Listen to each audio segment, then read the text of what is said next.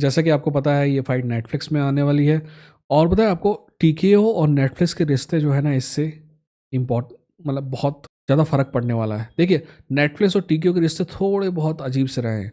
TKO ने जब WWE पेश किया नेटफ्लिक्स को, तो नेटफ्लिक्स ने तुरंत तैयार हो गया उसके लिए। पर बाद में पिछले 6 महीने से टीकेओ तैयारी कर रहा है। यूएफसी का आपको पता है कि नया कॉन्ट्रैक्ट आने वाला है। यूएफसी जो है ईएसपीएन का कॉन्ट्रैक्ट इस साल के साथ खत्म हो जाएगा।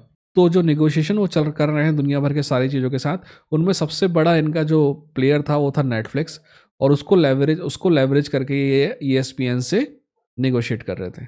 पर नेटफ्लिक्स ने साफ मना कर दिया यूएफसी के लिए। उसने कहा कि हम सारे इवेंट को नहीं दे सकते, हमको अगर तुम बड़े इवेंट्स प्रमोट करना है, तुमको बड़े इवेंट यूएफसी में लाने हैं, तो वो हम दिखा सकते हैं। यानी कि वो पेपर व्यू के लिए तैयार थे कि यूएफसी अगर पेपर व्यू चाहे तो नेटफ्लिक्स में आ सकता है।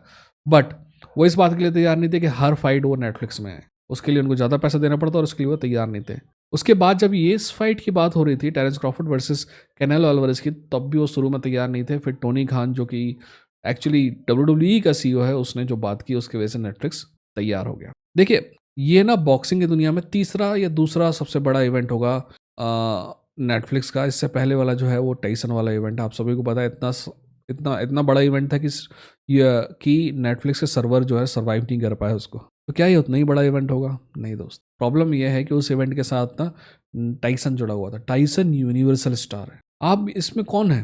टेरेंस क्रॉफर्ड को वही लोग जानते हैं। टेरेंस क्रॉफर्ड को हम आगे बात करेंगे, बट टेरेंस क्रॉफर्ड के बारे में यही फेमस है कि बॉक्सिंग को जो लोग बहुत पसंद करते हैं ना, उन्हीं के वो वही टेरेंस क्रॉफर्ड को पसंद करते हैं। वहीं कैनेलो एक्चुअली बहुत बड़ा स्टार है, बट उसकी ऑडियंस एक ही देश तक सीमित है। आप कहेंगे 1.5 देश तक, है ना।